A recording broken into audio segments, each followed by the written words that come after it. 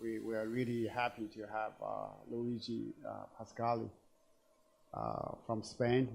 Originally, he's from Italy. And as many of you know, he has done a lot of great work, not just on economic history, political history, but also in economics and finance. So I know most of you have not had a chance to chat with him. If you would actually do, you would just even appreciate how great a mind he has. So I have personally enjoyed, benefited a lot from his many papers and research efforts. Okay, without further ado, let me turn it over to Professor Pascal. Okay. So thank you. You will enjoy his a little bit of his Italian accent, which is not something which is not something we get here that often. Okay. So first, hello. Yep. So first of all, thank you very much for having me here. This is the paper, Warfare, Taxation, Representation, Evidence from 6 Centuries of German History. You might see that the title is slightly changed with respect to the title that was announced. And it's a joint work with Sasha Becker, co-author of mine since a long time and a former colleague of mine at University of Warwick, and 2 former students of mine, Andreas Ferrara and Eric Melander. So the big question that we try to address here is, why did liberal democracies started in Europe and not elsewhere in the world? So there is a large literature in political science that poses that late medieval times were the turning point in the institutional framework of Europe, the moment at which the institutional framework of Europe completely diverged with respect to the rest of the world. And it is exactly in this period that Western medieval Europe witnessed the development of 2 fundamental concepts: the practice of political representation and the spread of the idea that rulers were supposed to govern under the consent of these representatives. Now, the more specific question that we will try to address is whether the continuous warfare that were fought by European rulers and the need to finance them can explain this political development. Now, again, in order to find the origin of Western liberal democracies, we need to go back in time to cities and towns in late medieval Europe. In fact, in this period, Europe witnessed the development, the flourishing of local centers of powers that were characterized by representative assemblies, the rule of law, and substantial spending and fiscal capacity.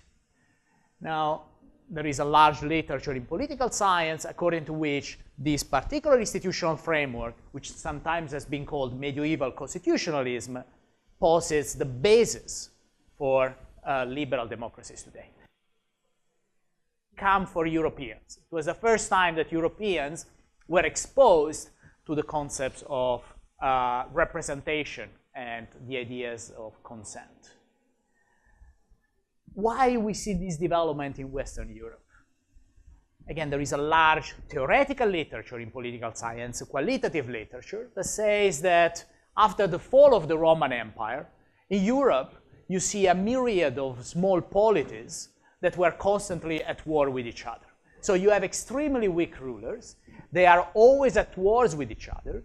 And these wars need to be financed in some ways. This way would be taxes and credit. And as we will see, in order to get tax revenues and credit, you sort of needed representative institutions. So in this sense, wars and the need to finance them were the ultimate causes behind medieval constitutionalism. So in these theories, what the usual idea is that those cities that faced more external threat, they were those that ended up developing this kind of representative assemblies. Now, the aim of this project is going to be exactly to test this theory. And in order to do this, we will use German history from 1200 to 1750 as our lab.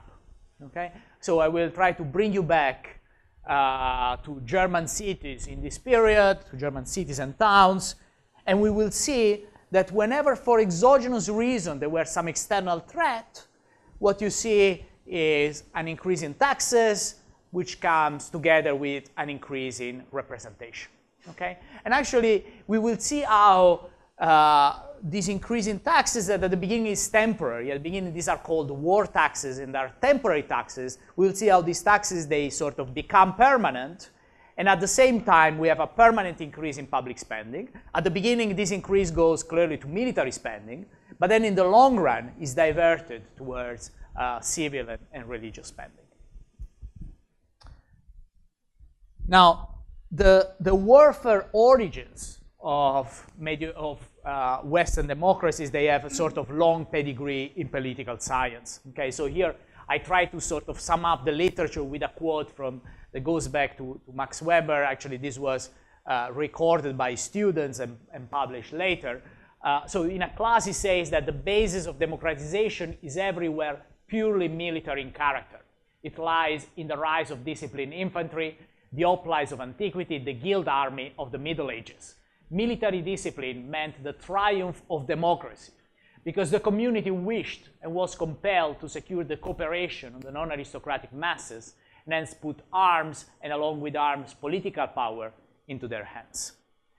Now, the main literature here in political science look at the impact of wars, again, on European medieval representation.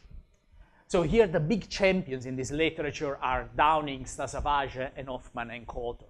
So in Downing and Hoffman, representation is a sort of exchange.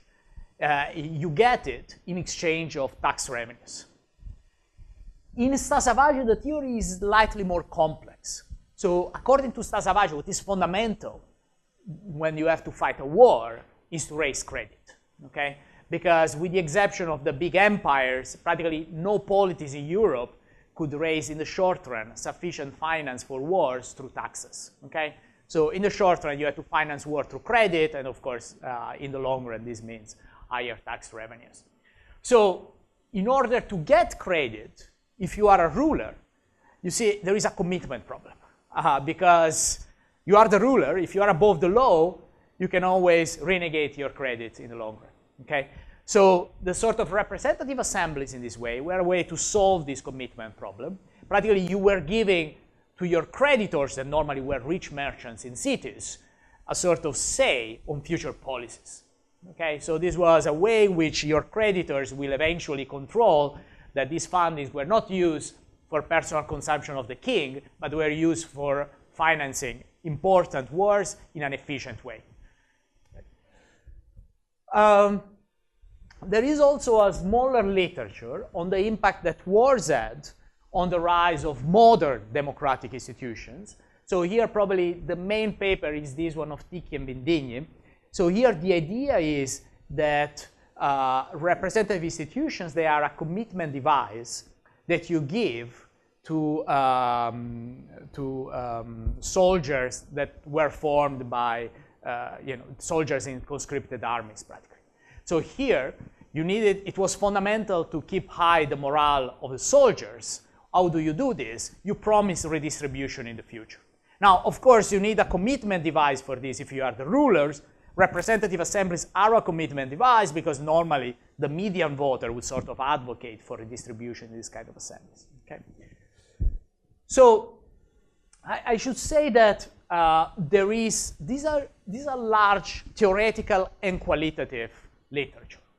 I can tell you that practically there is no empirical paper that has tested it. There are, however, some empirical papers that shows that democratic institutions are generally able to raise more fiscal revenues. Okay, so for instance, you have this paper of D'Incecco, Federico, and Bindigni that looks at pre-unitary Italian states. So in Italy, you have different states before 1860s. Some of them were absolutistic, some not. Some had constitutions. And practically what it shows is that the absolutistic states were able to raise less taxes. So they had lower state capacity. Now, how can I summarize the literature? Again, this is a large theoretical literature on the impact of wars on democratization, but practically there is nothing empirical. So here I report this quote from Sasavaja. He wrote this influential review of the literature in 2016, where he concludes that so far the evidence suggests some causal link between welfare and representative institution, although we do not know in which direction causality runs. War might lead to institutional development, but clearly institutional development would also make it easier to wage war. Okay, so this is the sort of gap that we try to close in the literature. Now, our paper will also speak to a literature that looks at wars and modern state capacity. So this literature, I mean, the champion in this literature is Tilly with his famous quote, "War made the state and the state made war." So this literature practically look at the formation of modern national states and the rise of state capacity, especially in Europe. And practically according to this literature, what happened is that with the military revolution between the 17th and 18th century, what you see is that there are some economies of scale in fighting wars. So this leads eventually to a consolidation of power with the large states that are able to raise high fiscal revenues. And this theory has been sort of tested by Genaioli and Wolff and others, but probably this is the most representative empirical test. Again, this is not a literature about democracy. In fact, if you read Tilly, actually the rise of the centralized states, it comes practically with the killing of local democracies. Okay, so this goes exactly in the opposite direction. Somehow our paper, I hope it also speaks to a literature about wars and urban growth. This literature is sort of argued that wars were leading in the long run to economic development. Okay, so you have several papers, for instance, D'Inceco and Onorato. They show that cities in Europe that were involved in wars, starting from the 10th centuries, were also those that grew the most. Okay, for us, we sort of try to suggest here a channel through which wars impact urban growth, namely the creation of representative institution. Please. War makes it state makes war. Yes. That's very different, as you would say, from warfare and representative. Absolutely, absolutely. In Chinese case, from the warring state period, yes. that did not lead to representative institutions. Yes, yes, yes, yes, yes, yes. That's a completely different literature. I agree. Yes. Yes. So this is literature about fiscal revenues. That is, it's very clear that whenever you fight a war, you need to raise taxes, and so you have higher incentives to create the institutions to do so. But again, in this literature, at least if we look at Europe, if we look at 19th century Europe, at the beginning of the century, you have a collapse of democracies. You have the return to absolutistic power, and then somehow democracies will come back. Now,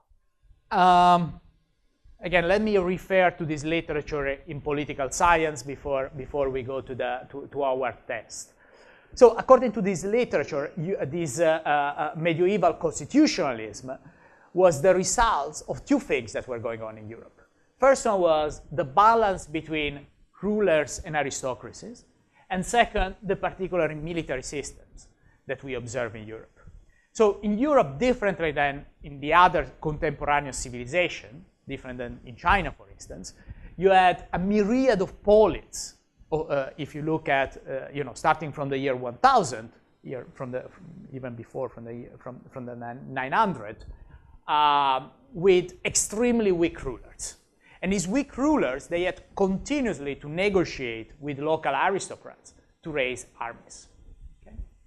Now, why do we have this particular, why you have weak rulers in Europe, why we do not observe them in the other civilization, the Caliphate, in China, in the Byzantine Empire? There are different theories about that. So one of the theories that are out there is that is related with the Carolingian partition hypothesis. Practically what you have is the Carolingian Empire, the last great empire of Europe. With the Treaty of Verdun, the empire in 1843 is divided into 3 kingdoms. So you have the East, the West, and the Central Kingdom. The Central Kingdom practically goes from what is today Belgium and the Netherlands, passing by the German lands, and ended up in northern Italy. Okay? So while the other 2 kingdoms, they somehow survived, the central one disintegrated into a large number of polities because of mainly 2 reasons. The presence of several geographical obstacles within it, and a particular inheritance rule. That inheritance rule did not follow progenitor. So after 3 generations already, this kingdom was divided into more than 400 polities, actually. So in Europe you have this, and on the top of this, military systems are based on feudalism and militias. So the armies, normally, they have 2 parts. They have the knights, and they have the city militias, okay? And in both cases, the rulers sort of negotiate with the soldiers. So regarding the knights, normally they would fight in exchange of land. Also, the knights would normally have several jurisdictional and administrative immunities, and actually there were assemblies of vassals that would guarantee that these immunities would be respected by the rulers. And these assemblies, they sort of constitute the backbone of the first parliaments. On the other side, the second part of the army was given by militias that were normally formed by town dwellers, and normally, again, what you have is that these town dwellers, they would exchange military services for privileges like voice in town assemblies, immunities, and guarantees of legal access. A fundamental element of wars in Europe that you do not have, in the same level in other regions of the world is credit. Okay, so again, these were extremely small polities at the beginning, characterized by low state capacity, low fiscal capacity. So it was practically impossible to finance war through taxes in the short run. You needed to raise credit. And rulers, of course, the creditors, those that had liquidity in this period were rich merchants in cities. So a way to get credit from them was to provide representative institutions which serve as a sort of commitment technology. Okay? What the rulers were doing were practically giving up some power on future policies to the lenders. Okay? Normally, these kind of assemblies were formed mainly by merchants. Okay. So again, you see, starting from the 12th century, a flourishing of local centers of powers. Normally, these towns had governments that were completely independent with respect to the administrative web of aristocrats and kings. So the first sort of charter that guaranteed the independence of a city was given in the year 1074 to the city of Worms, and there, for the first time, town dwellers were called cives, citizens, and this gave them the right to sort of be independent with respect to any kind from the local feudal lords. Normally, once these cities would get these kind of charters, they would develop their own city councils. These city councils at the beginning were very small. They were formed by 3 to 5 people. But then as time passed, they became like very complex administrative organs characterized by several committees. For instance, if we look at Frankfurt, at the beginning there, the city council, for instance, in the year 1200 was formed by 5 citizens. In the year 450, it was formed by something like 100 citizens. These 100 citizens were divided into 14 committees that were practically governing every aspect that was administrative, military, financial, and even the justice for the city. Okay? Normally, these cities, again, had representative institutions. There was the rule of law, so even the rulers had to respect a series of laws. let me be very clear, these were oligarchic governments, okay? Normally, in these city councils, you would see merchants, rich merchants, you would see military experts, and you would see legal experts. However, town dwellers had access to rights and freedoms that could not be seen anywhere else probably in the world, and in Europe, in rural Europe as well. So from here, you get the famous sentence that urban air makes you free. In particular, they were free from any feudal ties. And after 1 year of residence in a city, they would get access to the legal services of the city. So they could go to court, etc. Okay? And they could go to court also against the feudal lords and against the rulers, which is incredible. Now, of course, they would not normally, you know, these were the formal rights now. Okay, very good. So we'll try to understand whether exogenous external threat led to the development of more representative institutions by using German history as a lab. So we will look in particular at the entire universe of German cities. So we will look at 2,300 German cities, and we develop a big panel. So here we have 2,300 German cities, you know, captured every 10 years from 1200 to 1750. We collected more than 20 variables for these cities. So just this data set is several million of observations that were collected by hand.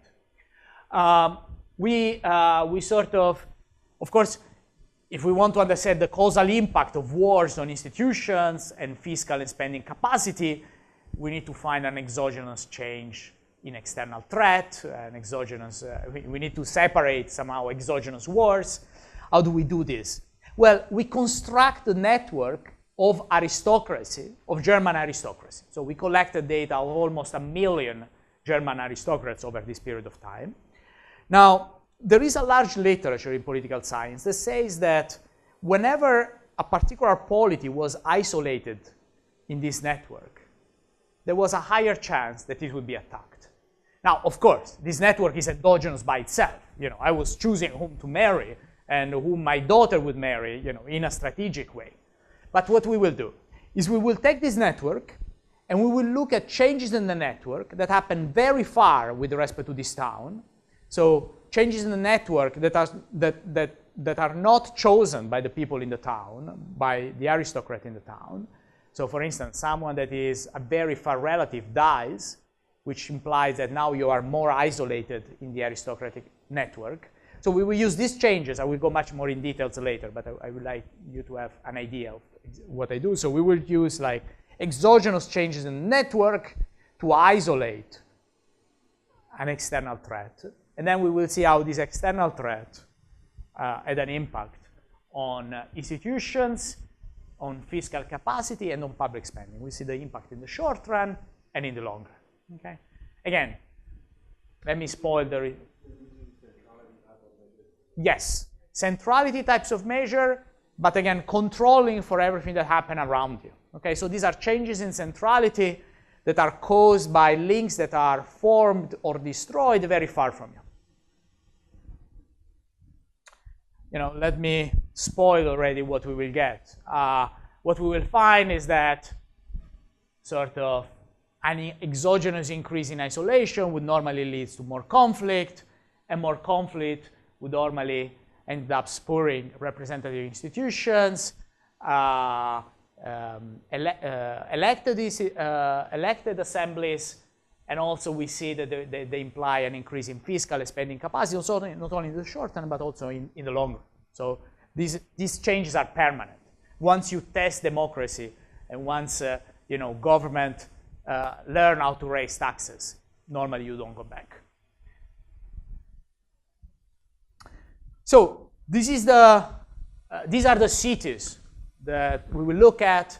Again, these are all the cities and towns in the German Empire in 1934. And we will see exactly why you know, 1934 is going to be our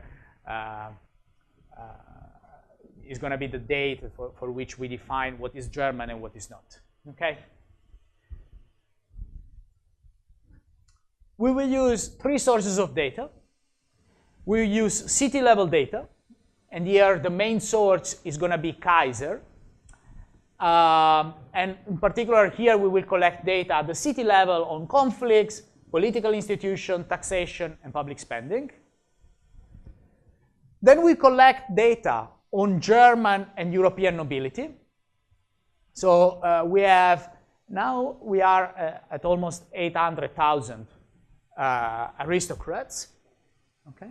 And we will use here 2 databases, the peerage database and the European family trees. And finally, we will use some readily available data, which are available online, on the borders of German polities. So let me start from the city-level data. Okay? So our source here is this Encyclopedia of German City. The main editor of this encyclopedia was Kaiser. Now, this is one of those crazy, history projects that only German historians could start. Just to give you an idea about this project, it was started in 1934 and is still ongoing. Okay, so you had several hundreds leading German historians that have been working on this project, and they are still working on this project. Okay, this is just to give you an idea on the size of the project. Practically what they have, for each city, you have 13 entries that covers different parts of the history of the city. Okay? So for instance, you have an entry about institutions, you have an entry about taxes, you have an entry about Jewish life, you have an entry about conflicts, etc.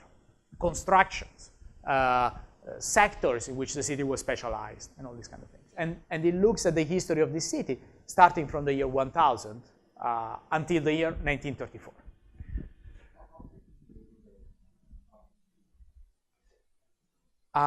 So they have not been updated. I mean, this started in 1934 with some cities, and then over time they added more and more cities. Oh, whenever there is a change that is there in the original sources, this change is recorded in the encyclopedia.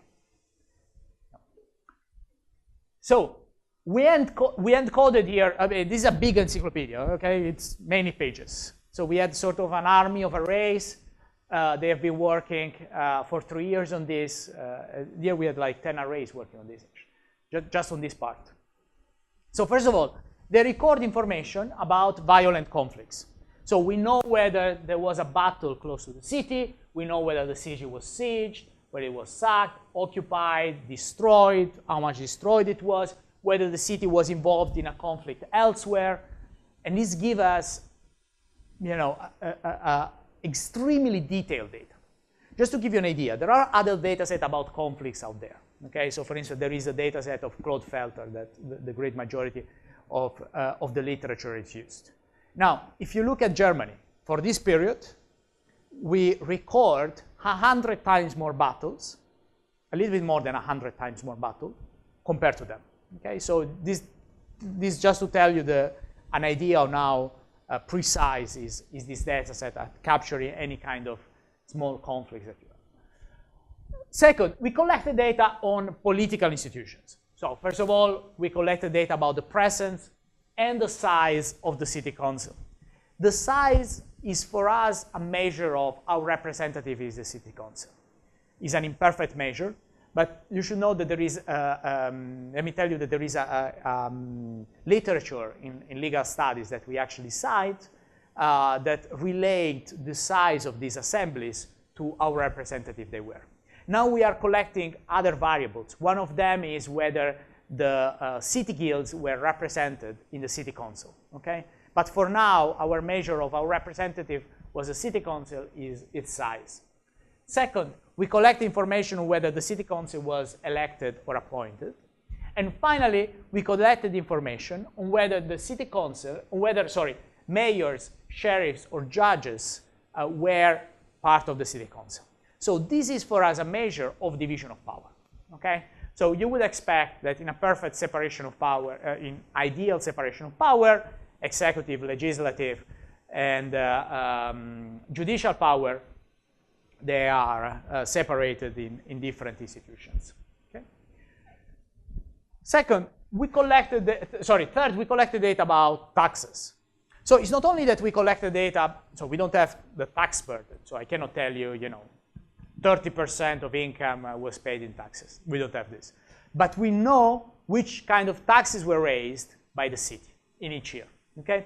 So we know the number of taxes, but we also know exactly their type. So we know whether they were income taxes, wealth taxes, or whether they were, head taxes or citizen taxes, or whether they were taxes on services, so the meal tax, the toll tax. And in this way, we can create a measure of the sophistication of the tax system. You see, there are some taxes that are very easy to raise. Okay? Normally taxes on services. The meal tax, very easy. You just, whenever you go to the meal, you need to leave there €1, $1. The market tax, very easy. Okay? You don't need a registry, you don't need anything. So you just go to the market, and you go at each table, and you ask the $1. Toll tax, very easy. Whenever you pass the bridge, you leave the $1. So you don't need any kind of registry. Then there are some taxes that are less distortive than this, but they are much more complex to raise. You need sort of a more specialized bureaucracy. For instance, you have head taxes and citizen taxes. So for this, you need a registry of exactly which are the citizens or which are the people that are resident in the city. And in this registry, you need to record whether the tax was paid or not by a certain person. And then you have even more sophisticated type of taxes, like wealth taxes, land taxes, income taxes, where you need to have a sort of where you need to have information about how much people are earning. You need to have information about the borders of the land. So these are much more complex taxes to raise. Okay? So based on these, we create a sort of measure of the sophistication of the tax system. So we have very simple taxes, taxes on services. We have taxes that require simple services, simple registries, head taxes and citizen taxes. And then we have taxes that require complex registries, income, wealth, and land taxes. Finally, we create a sort of proxies for public spending. We have practically information about new military, secular, and religious constructions that are done in the cities. Yes, please. No.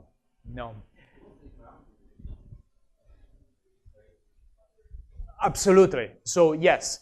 So especially in the middle of our period, these cities are trading with each other, and these are mainly trade centers, especially the large cities. Now, again, let me be very clear.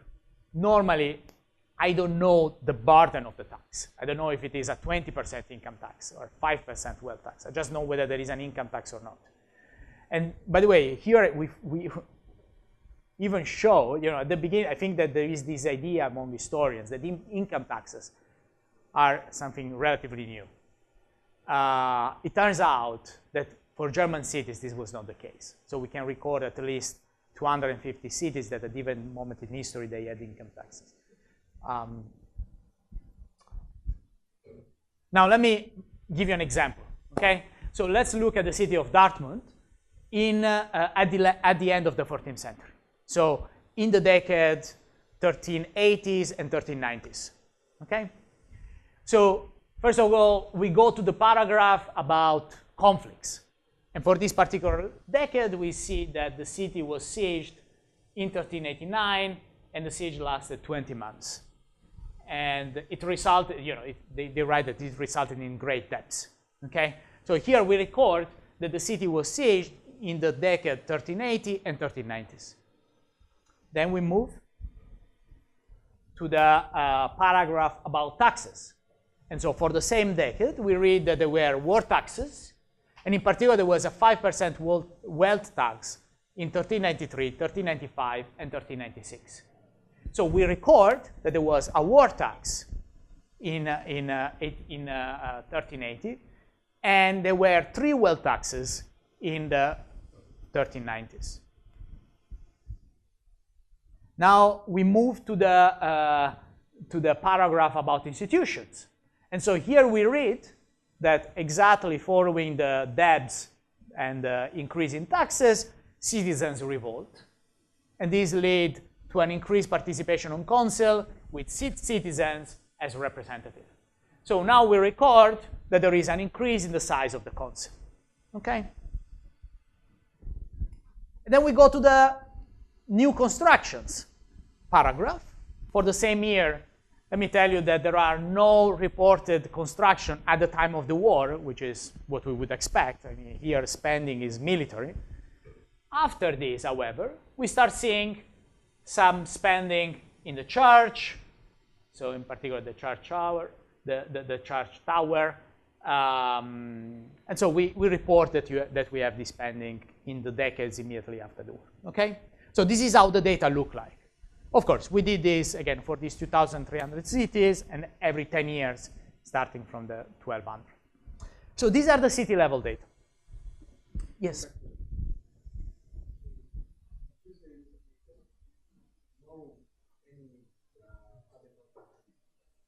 For almost 50 years, right? So that sounds, not very realistic, right? So you basically said no reported public construction. Yes. Between 13 yes. 15. So for 50 years, the city has no public. You see, this of course, it comes with a crazy amount of measurement error, right? So it's the idea here, what we hope is maybe we are losing 80% of constructions, but those 20%, what we hope is that we will find them after wars and not before wars. That is, this is sort of telling. I agree. I agree. I completely agree. I mean, what is we can sort of I don't know if I have this result in this presentation, but we classify the kind of constructions that we have. So we have religious, civil, and military construction, and we observe an increase in civil and religious construction starting from 20 years after the war. Military construction, of course, immediately with the war. But that's the Black Death period. So okay, that might also be that might be a good point. Nobody was interested in construction. Exactly, they have many more buildings that they need probably, since the population has. But yeah, thank you. This was a very good point. Okay, now let me tell you about the data set about aristocracy. So we started here from a data set that is readily available online. So this peerage database, you can just go here on the peerage website and illegally download the data set, as we did, because we asked authorization, they never answer. Well, okay, we'll get it. So what this data set gives you is practical information about I hope it's not recorded. It's recorded. No, I'm kidding. So we here from this we recorded information about the exact network of aristocracy. Okay. So here we have the name of the person, and we have all the links. So we know his son, his daughters, we know with whom he was married, we know his father and mother. Okay? Now, we also know the date of birth, the date of death, the date of marriage. What we don't know is how to associate this person to a city. How to associate, because it's not reported where the guy was born, or where the guy died, or where the guy married.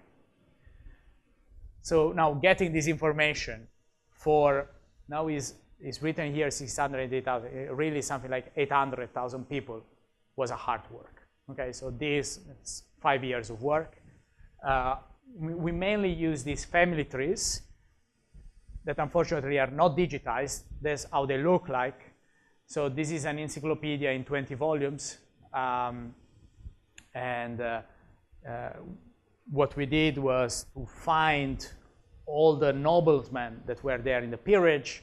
Then for this encyclopedia, record data on where the guy was born and where he died. So like this, we are able to associate each nobleman to a city. Okay. So for instance, we can look at this particular guy, Wolfgang.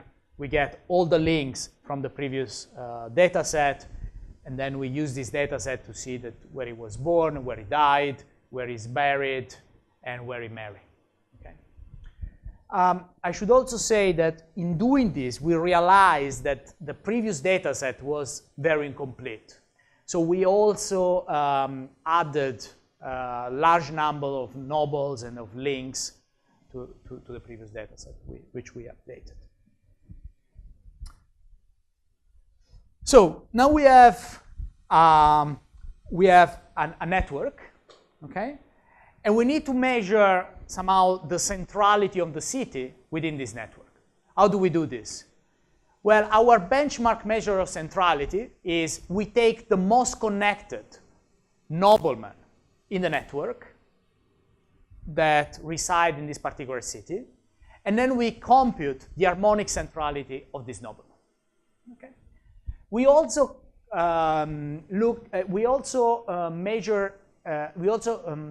collect other measures of centrality. In particular, we collect this measure of degree centrality.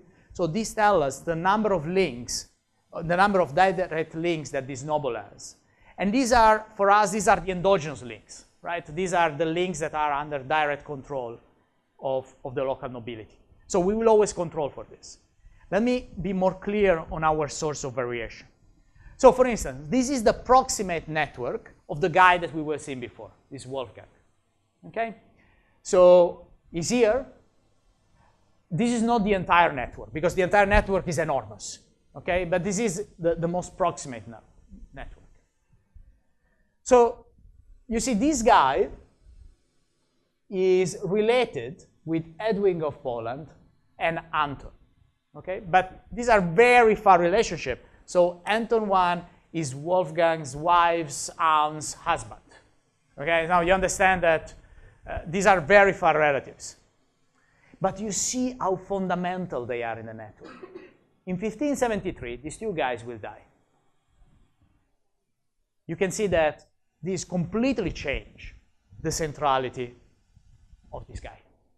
Okay, so these are the kind of shocks that we will use to try to isolate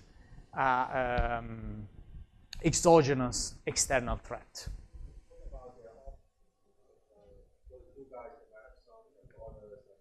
Oh, these are all in the network. These are all in the network. So, so these particular two guys, yes. So yes, they have offspring. So for instance, he might have, this might be his daughter, which is married with this guy here. But you see, once you lose him, you sort of lose contact with his daughter as well.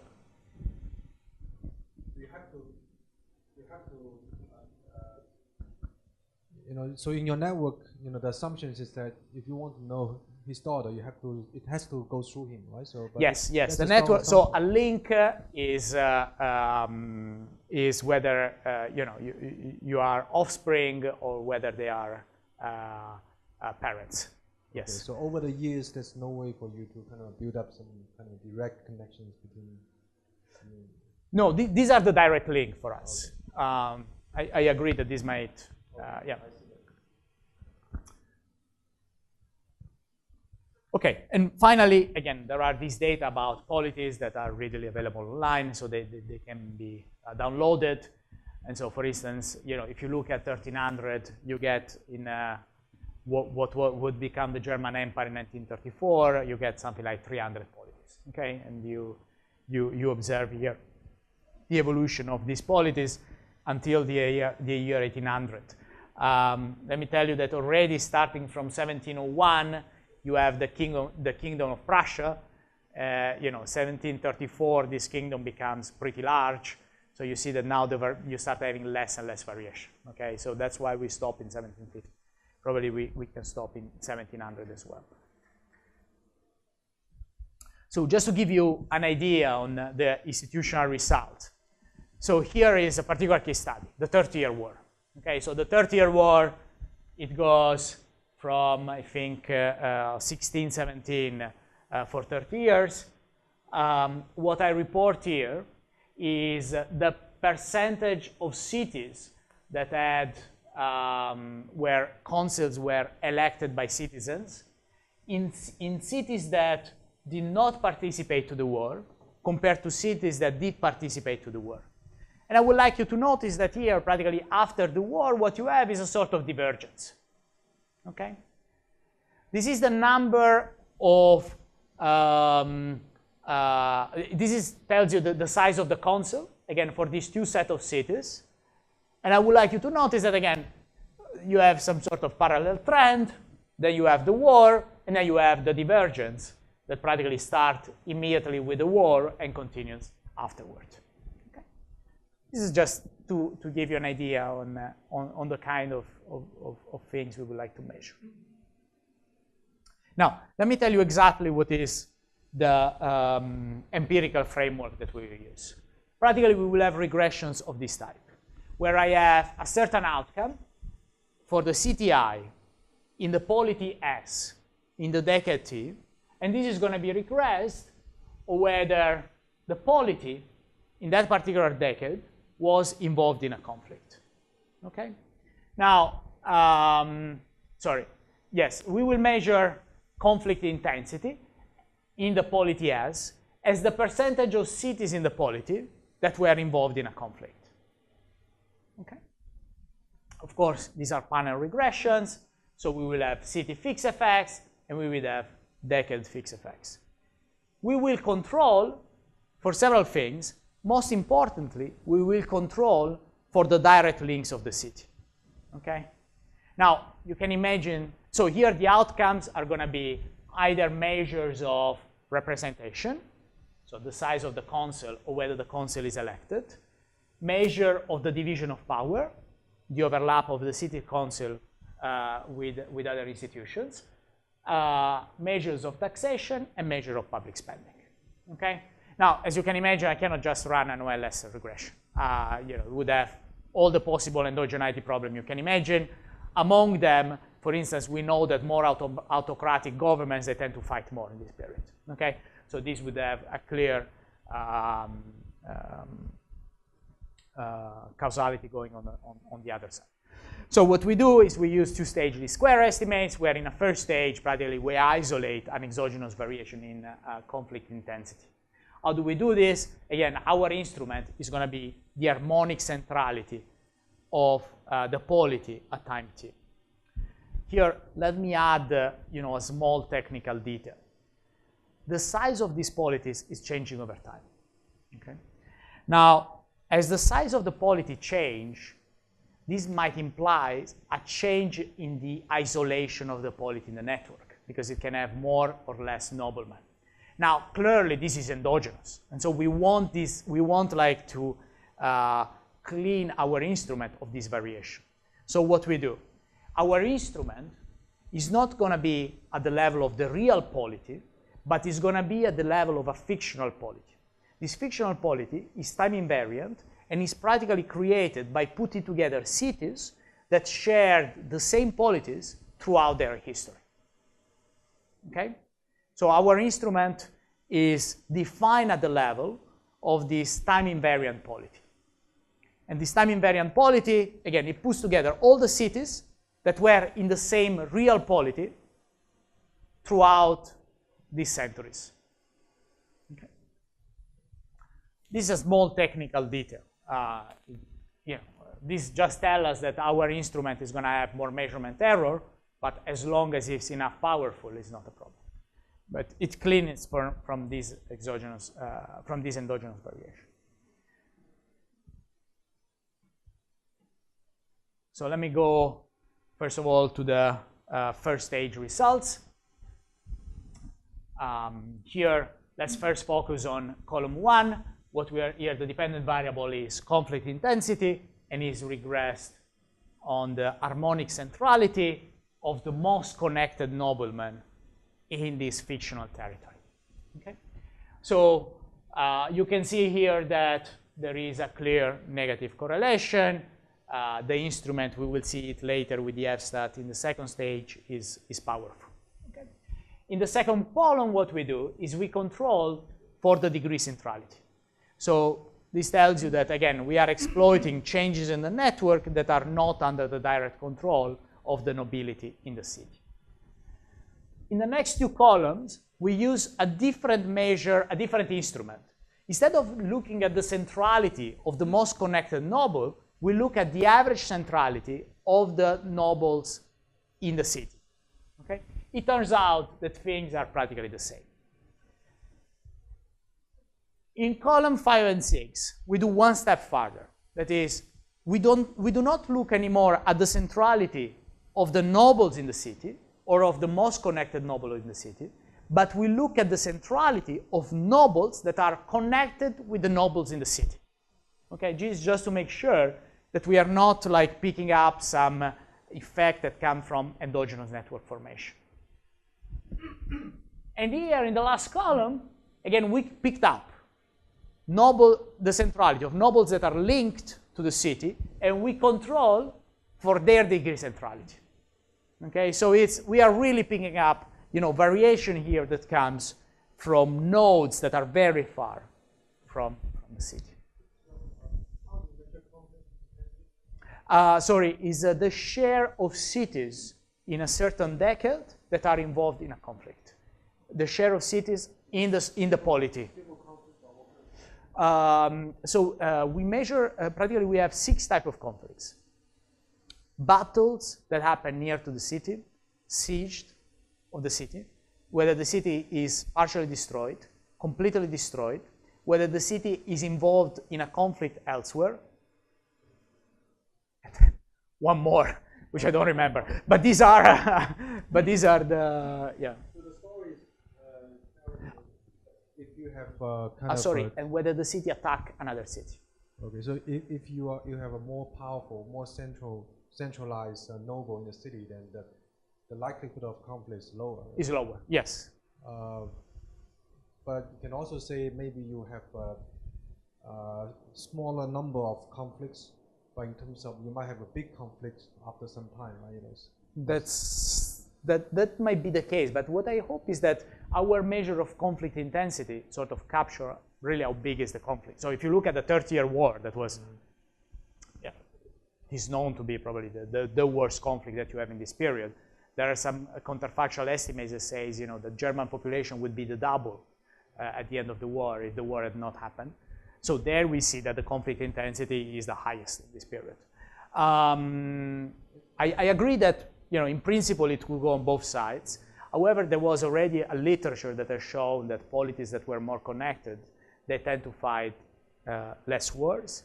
And actually, these were less wars with where less people died. Okay, so there is this paper of Benzel and co-authors that looks here at kingdoms in Europe. So now these are not small polities. So these are royal families, and it practically shows a similar result. In terms of the network features, did you ever consider this kind of local clustering of the network? So what I'm trying to say is that, look, centrality only measure whether you are in the hub of the network. Right? Yes. Local clustering basically measures like what percentage of your network linkage are in local. So the so you have presumably if you have more of your kind of connections in the same city. So more clustering in the same city, then you are more powerful. Right? So that's a great point. Let me tell you, sincerely, we only use harmonic centrality. And the reason why we use harmonic centrality, we started with this, was because of where these papers that have already looked at royal families in Europe that use harmonic centrality. Now, I would like to avoid using changes in the network that is close to you, exactly because that part is sort of endogenous, right? So I would be a little bit against using this variation in this part of the network. Really what I want are things happening far from you, where you have no direct control. But let me also say, and I should have clarified this before, what you see are very preliminary results. So these are 5 years of work for putting the data together, but we got the results in the last couple of months. And one of the things where we like to experiment is exactly, more measure of centrality that also look at different literature. So now we are trying to construct eigenvalue centrality. It's just that you require a lot of computing powers because these are very large networks. So every time we press a button, then we have to wait 1 week, and to get the measures of centrality. Yes, please. So at the time, who's the ruler of the cities, the nobles? So that's interesting. The cities somehow they are not ruled, at least the majority of these cities, by the aristocracy. Okay, they have their own councils. So who's a member in the council? Sometimes it would be very good. So sometimes it would be there would be noblemen. Some other times there would be people that are appointed by noblemen, and some other times they will be elected. So what we try to measure this variation as well. Yeah, I'm wondering, is it possible that, for the noblemen, they of course they want more monopolize political powers in their hands, right? They do against a more representative kind of political institution. If they're more powerful, they may be able to kind of resist this type of. So this goes back to here the literature in political science is enormous, and I agree with you. So there is a big variation, with some of these towns that are under direct control of the nobility, and they continue to be under direct control of the nobility for a long period. So still we observe a lot of cities where you have elected councils. What I hope to show you is that these are the cities where the sort of Europeans were trained for the first time in democracy. What I would like to show you is that whenever you have war, you have higher probability of having elected councils. Now, going back on your questions, why is it that normally the local aristocrat would leave the control of the city? So here there is a literature. In particular, I go back here to Stasavage and Downing, which are really the two big champions in this literature, according to which cities were somehow caught in the middle in a sort of fight between aristocracy on one side and the emperor on the other side. Yeah?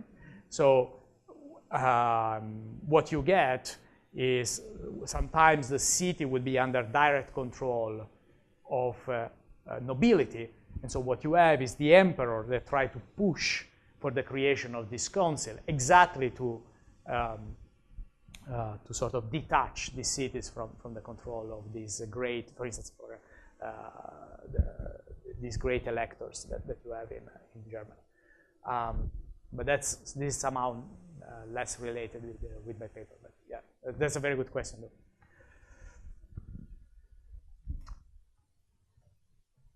So, and now we go to the two-stage least square estimates. Again, I will show you the impact that wars have on institutions. Then we will go and see the impact on taxes. And then we will see the impact on public spending. Okay. So let's start with institutions. Again, we first see whether the city council is elected or not. There are few cities that have city councils that are elected, but these are large cities. Okay. And we will try to see how sort of wars have an impact on the probability of that the city council is elected. So column 1 and 2, they report ULS estimates. As I was telling you, ULS estimates are likely to have a downward bias of the coefficient. Why?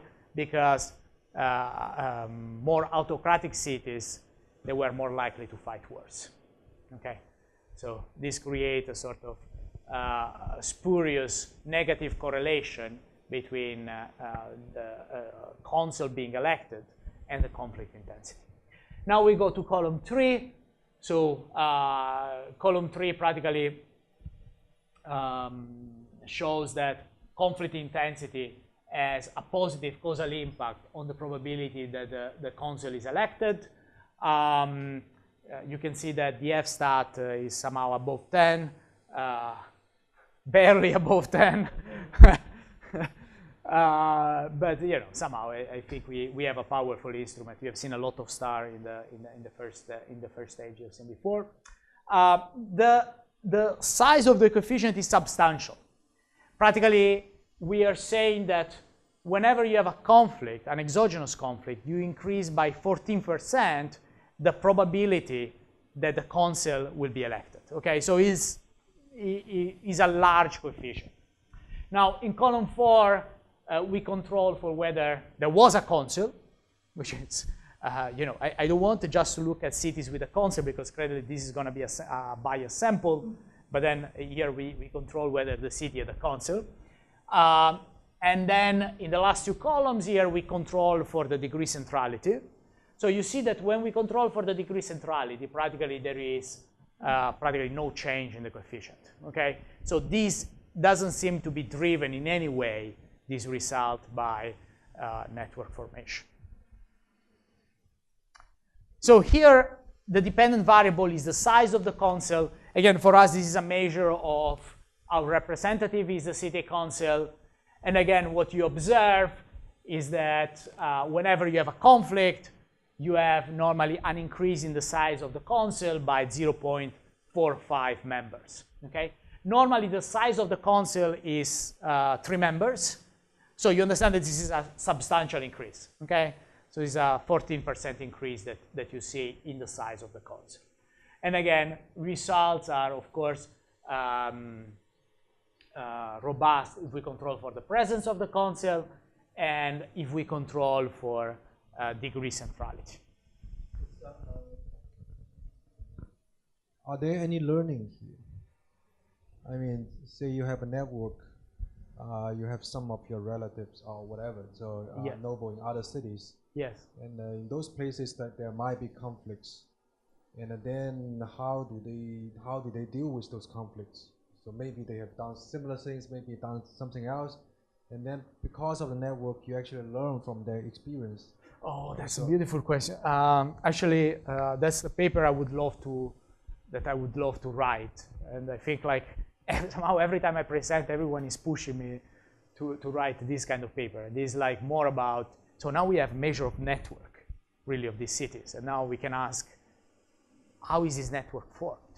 And do you have like, is this like complementary to conflicts? You know, I can either decide to attack you or to create a link with you if I want to trade with you. Or unfortunately, again, we just started seeing the first empirical results. So this is a question to which I do not have an answer, but is a very relevant question, and I will let my co-authors know one more time that this question was raised. Sorry, just.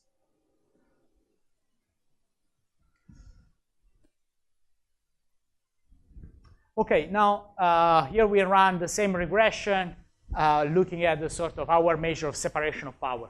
Okay, this is again a dummy variable that is equal to 1 if the executive or the judicial authority is part of the city council. Okay, so this tells you how bad is separation of power. Okay, and what we have is that again, we have a negative causal impact of conflict intensity on this variable, which implies that more conflicts implies higher separation of power. Okay, again, we control here for consul size, degree centrality, and results are still there. We also run the same regression by just looking at cities by rock. So these are large cities in Europe.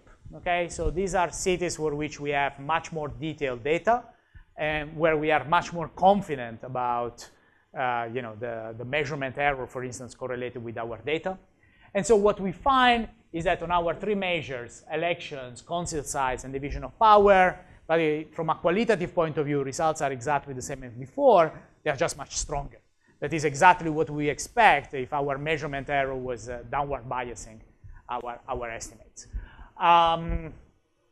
Here we use a particular kind of methodology Because you see, BIROC cities are few in our sample. Okay, so here we are speaking of 196 cities.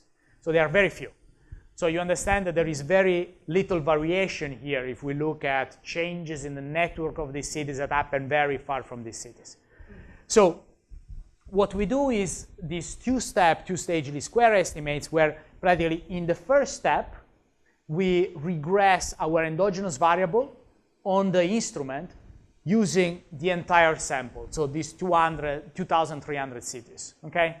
And then we take the estimated coefficient, and then we sort of create the fitted values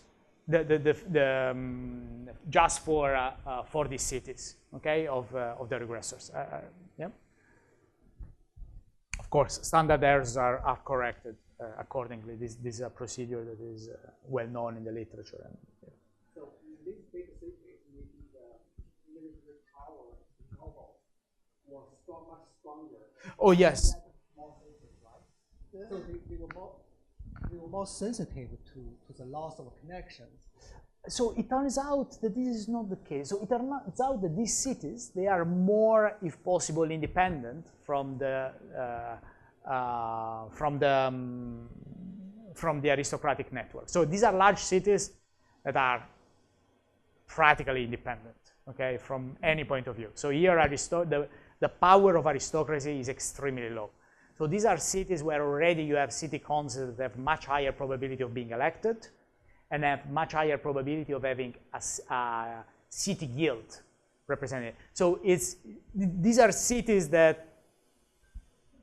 these are trade cities that have already a high probability of being much more independent with respect to the aristocratic network. Thank you. So we run 1 million of robustness checks. Let me tell you some of these robustness checks. First of all, until now, we measure external threat as conflict intensity at the sovereign territory level, right? We could run the same regression by measuring conflicts at the city level. We do it, and results are unchanged. Second,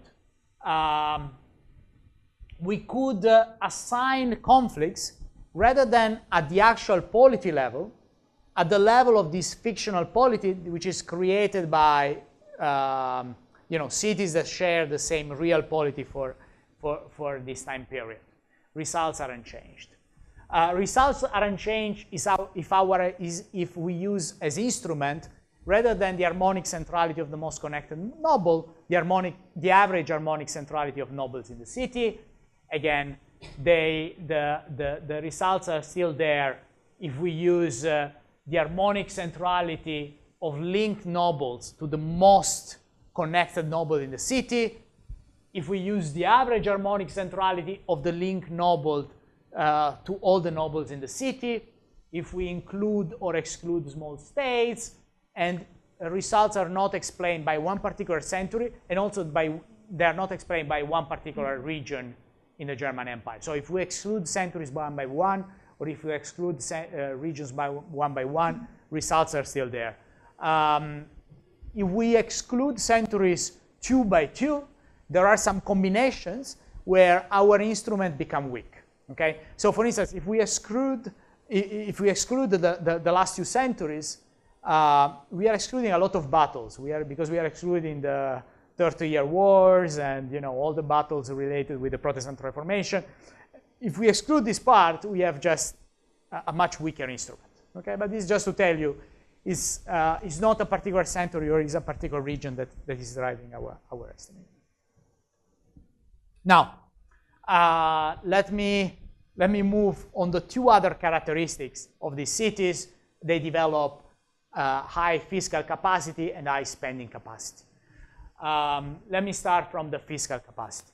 And also I would like to tell you that here results, they only refer to the subsample of BIROC cities. Why? Because data about taxes, they were available only for these cities. Okay.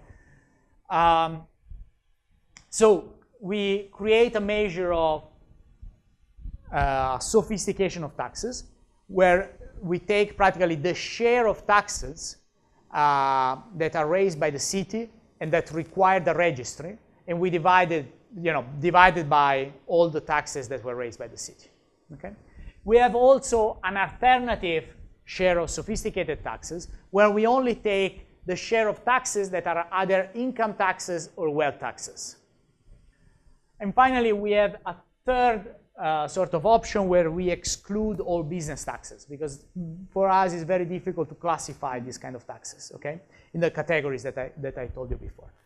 So, however we define the share of sophisticated taxes, we find that conflicts leads to more sophisticated taxes. This is true in the short run, and the panel A here report the short run result, but this is true also in the long run. So 50 years after the war, if possible, taxes become even more sophisticated than before.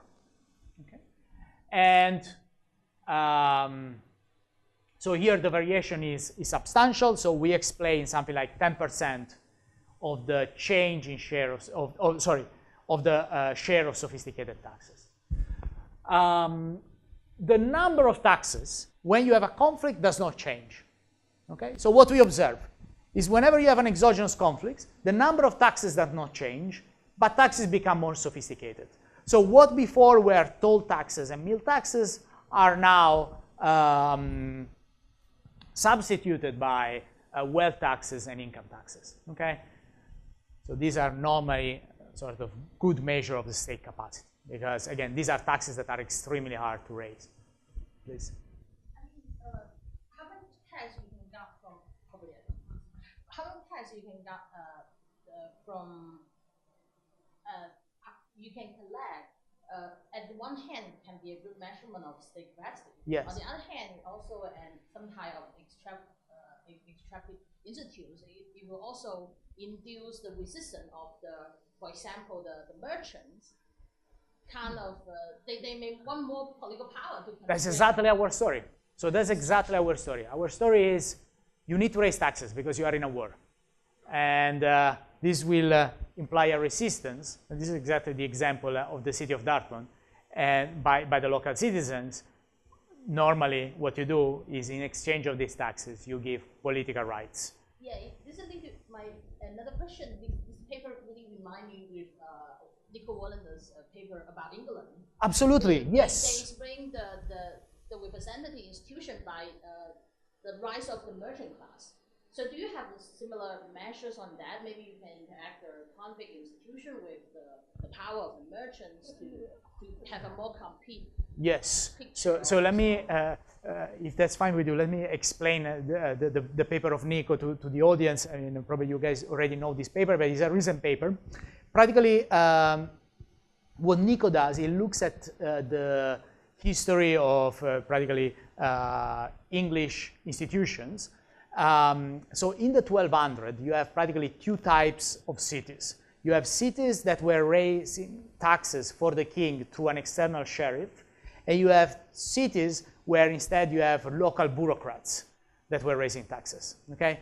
So now when the first parliament was formed in 1350, what you have is that those cities that were raising taxes through bureaucrats, they were the first cities that got a representative in the parliament. Why? Because for the king, it was fundamental to sort of have a place to sort of bargain tax revenues with these cities.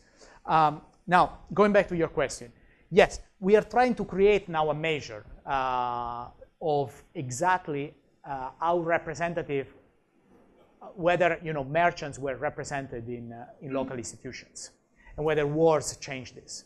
The measure is going to be whether city guilds were represented in the city councils. And this sort of measure is, I mean, hopefully we will have results soon on this. Now maybe your question is, actually now that I'm thinking is we can do more than this to address your point. That is, what you are saying is there are some cities that are trade cities. And so here is where you should see the majority of the results. Because here, for instance, if we believe the Sasavage's story, which is somehow in line with the paper of Nico, these are places where you raise taxes for merchants. And that's where you want to give representation to merchants. While if you have agricultural cities, here you raise taxes probably from feudal lords, and there is less relevant, the representation. So this is a great point.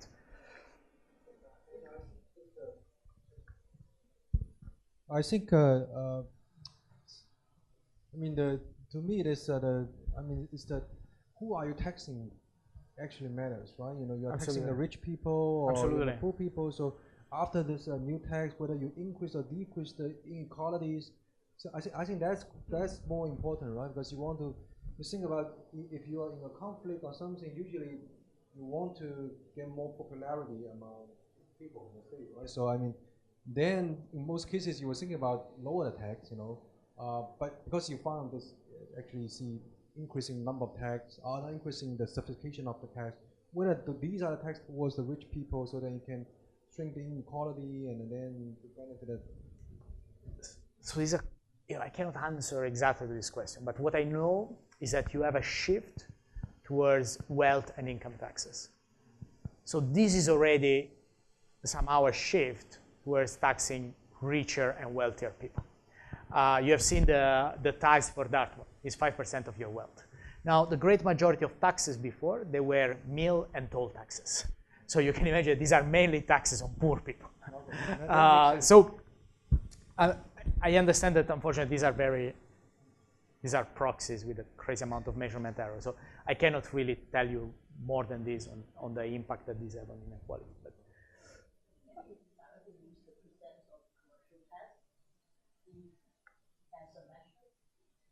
of commercial taxes. Yeah. Actually, we have them. Oh, that's a very good point. Yes. Yes. So for now, somehow we exclude them because we didn't know where to put them. But you have exactly a fantastic point. So just to let you know, what we find when we look at, because we have some other results which I'm not presenting, where particularly look at the impact by type of taxes. So wars, you have a big increase in business taxes. They are called actually in the book business taxes, and this is like a typical kind of German tax, but for us it's very difficult just to see how sophisticated this is, whether this is just, yeah. But you have an excellent point, that is we should exploit this.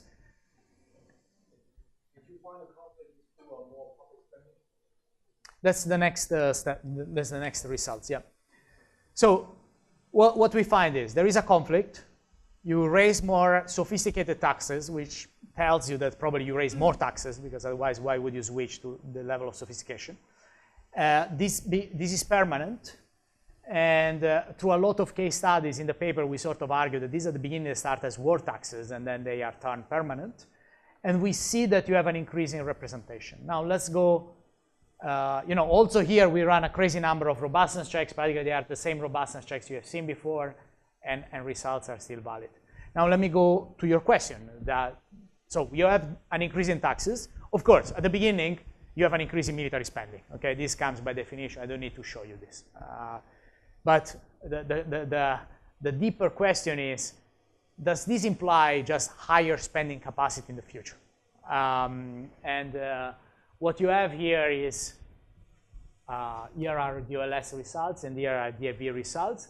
And here you see the impact of conflicts on the number of construction in the decade of the conflict, the decade after the conflicts, 2 decades after the conflicts, 3 decades, 4 and 5 decades, okay?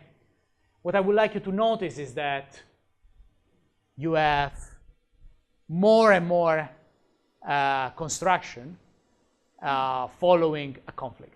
So this is, I think, very suggestive of a story that you have a conflict, you raise taxes. These taxes, as we have seen, they start as war taxes, but then they become permanent. And now you have a government that has, a higher fiscal capacity, and it uses it at the beginning for military spending, and afterwards for civil and religious constructions. And so we see like more bridges and streets and religious buildings that are constructed. And again, also here, we run exactly the robustness checks you've seen before. Now, let me use the last 5 minutes to conclude. We started this talk with this big question, okay? Why did liberal democracies originate in Europe and not elsewhere? So we know that somehow this idea of liberal democracies has its roots in the European medievalism, because this is the first moment at which you have this spread of representative institution and this spread of the idea that rulers are supposed to govern under the consent of these representatives. Now, why is it that we observe this in Europe in this particular? Why is it that this happens in Europe? It does not happen elsewhere. So there are 3 theories that are there in political science. Okay, the first theory connects with the classical Greek and Roman influence. Okay, so you might have known that there were some forms of representative, direct democracies already in the Greek policies. So you have, for instance, in Athens, where you have the meeting of the citizens. These were a daily meeting where practically every decision was taken. People that would go to the meeting, they will have a wage, so they will be justified, of course, with workers, etc. Now, it turns out that this theory, in the last 20 years, it has sort of lost a lot of influence in political science. And the major reason is that if we look at sort of the ideas of Aristotle about representative democracy, because Greeks did not have a representative democracy, they have a direct democracy. But still, Aristotle had this idea. But the texts of Aristotle were rediscovered in Europe in 1250. While you observe the first city-states in Italy with representative institutions well before. Okay. Now, a second hypothesis relates with economic development. It says that, well, European cities were richer. Europe was richer compared to the other civilizations, and that's why you got democracies here. It turns out, and today we know this, that this was not the case. Okay. For instance, urbanization rates were lower in Europe compared to China, Japan. Literacy rates were much lower compared to the Caliphate and the Byzantine Empire. And even per capita income was lower in Europe. Of course, this is a Malthusian society, so per capita income does not mean much. But still, per capita income, according to the estimates of Madison, was lower in Europe compared to China, right? So this does not seem to be the reason. And finally, there was this third hypothesis that is the result of continuous warfare and weak rulers. Now, hypotheses 1 and 2, they are somehow outdated in political science literature. Hypothesis 3, as we have seen from the quote of Sasavage, did not have any kind of empirical basis. Okay, this was based on case studies more than rigorous framework with well-identified identification strategy. So our results seem to provide some causal empirical validation of the third hypothesis. So what you have is that in the German Holy Empire, a large region in Central Europe was characterized by weak central rulers and towns that had a high degree of fiscal spending and administrative autonomy. And we find that exogenous conflicts, they increase the probability that the city council was elected, they increase the size of the city council, and they increase separation of power within the city. Actually, they seem to produce a permanent increase in fiscal and spending capacity, with in particular spending capacity that sort of is diverted. It starts with an increase in military spending, and then it goes to civil and religious construction. And here is, I think, I will conclude.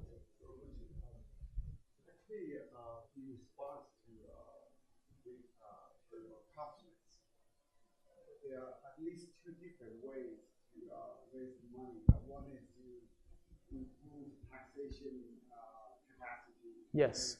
Taxes. The other is to rely on financial. Absolutely, absolutely. So Yes. I do not see that we include sort of some variable to capture the differences across the cities and towns in terms of their access to mass-scale financing. Because I'm thinking, like, you know, in your home country, Italy, my sense is that they went in a different direction. So in Florence and so just about during that same early centuries, for your sample period, then they would rely on government bonds and banks and so on. On the other hand, for the German cities, they followed the more traditional path. That is, okay, then let's improve taxation, efficiency, and taxation, innovation. I mean, in some ways, the Chinese empires, Yes. followed more or less the same way as the Germans. But of course, in the Chinese case, then they did not. Well, maybe they do not have as much pressure from walls Yes. to innovate on taxation side. So this is three different contrasting laboratories. Absolutely. So okay, this is a great question, and I think like you made a fundamental point. And I should say, you know, when we started running the regression, somehow I knew the literature. I knew the literature pretty well. Then we ran the regression. We got the result, and then I happened to read the book of Sasavajan, and I entered in all this literature about credit and wars, which is a great literature. And I think like now somehow I want to connect with this literature as well. So what I think is that even within the German context, credit is fundamental. Taxes.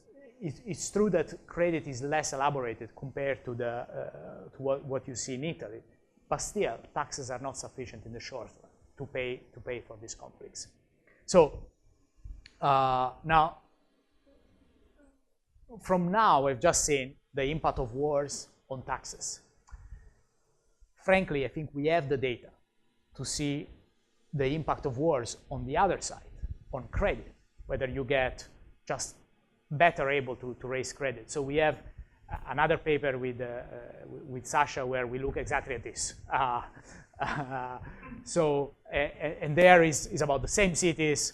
So we have those data already available, and we have actually created a measure of the need for credit based on the sector specialization of the city, because we collect data on which sector the city was specialized. We know whether credit in the city was given by the Jews rather than by other denominations that were not Catholic, the Lombards or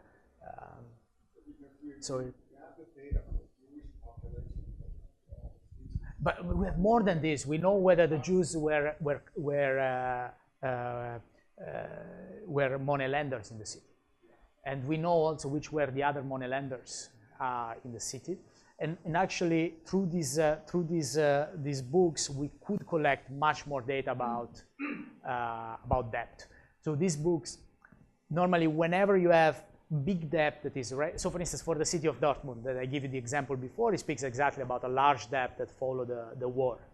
So these are all data that we have or we can easily get. And I think I agree with you. I think this is a fundamental link.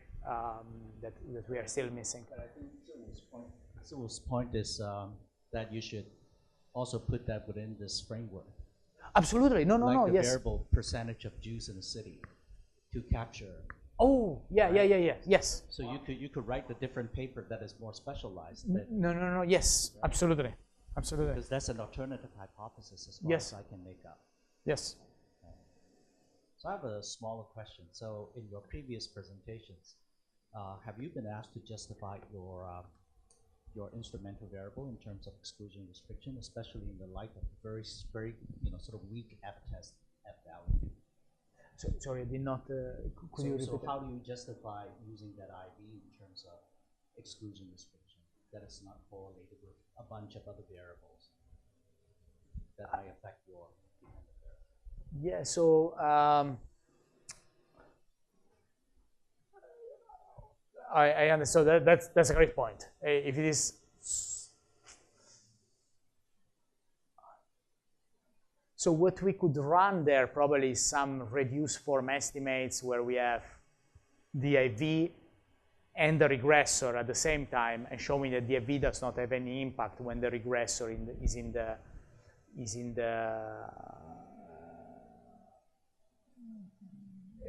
when the regressor is in the estimate.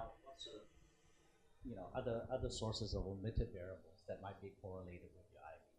Yeah, so somehow it didn't come out anything to me. I mean, remember, we have a panel structure. So these are people, practically, here the variation comes from people that die, that are very far from you in the network, but somehow they are crucial in the network.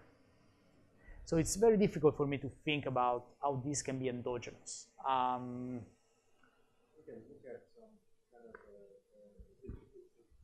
it's a natural disease, so you probably prepare for that. Right? You know some of these people that you know who are remote but also crucial. Yes. They're getting very, very old. Yes. So then you can prepare for the loss of the connection. No, exactly. So, but you see, these are not. So this is like is CTA that is connected to CTB, that is connected to CTC, that is connected to CTD. Okay. So this is a link that break in CTC, but somehow CTA, is not. This is, or a link that is formed in CTC, but somehow CTA, yes, it can react, but I see it difficult. I mean, our instrument comes from the break of the link that happens there.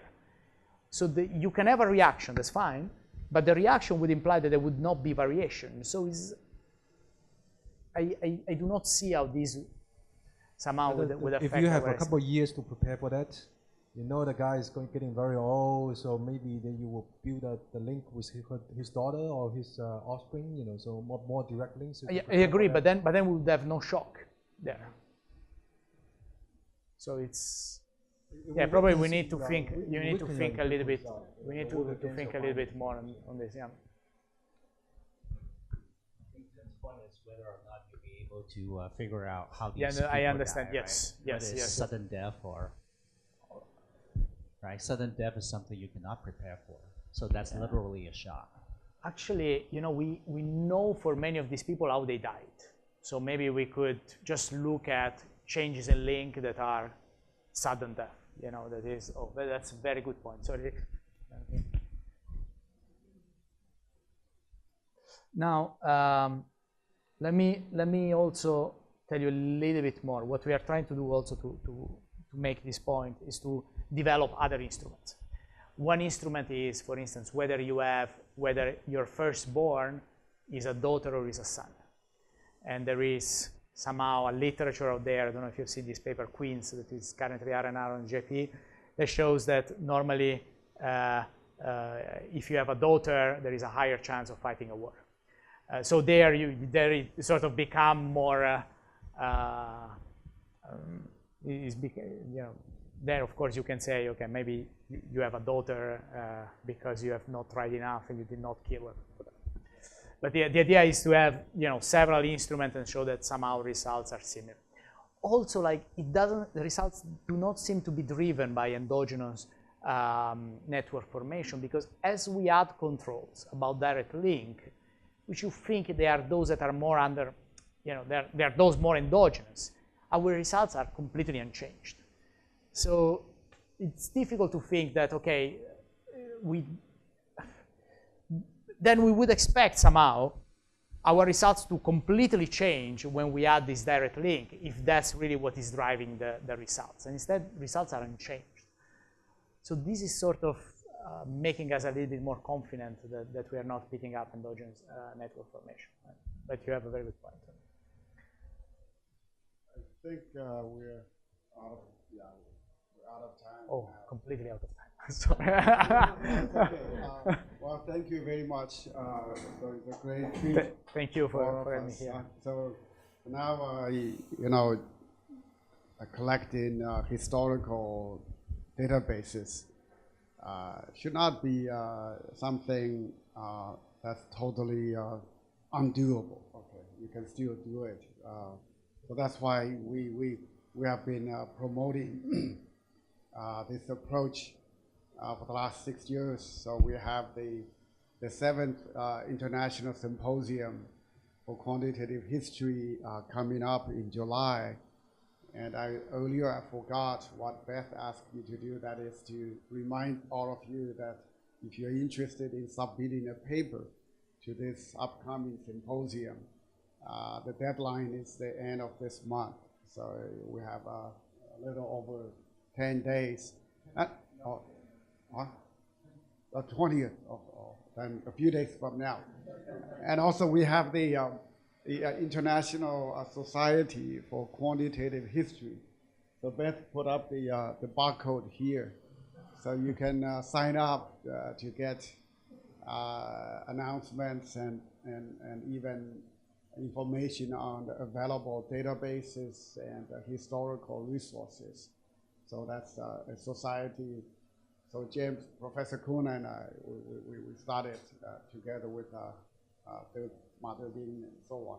Okay, so you're welcome to join. Well, thank you again, Luigi. Thank you. This is great.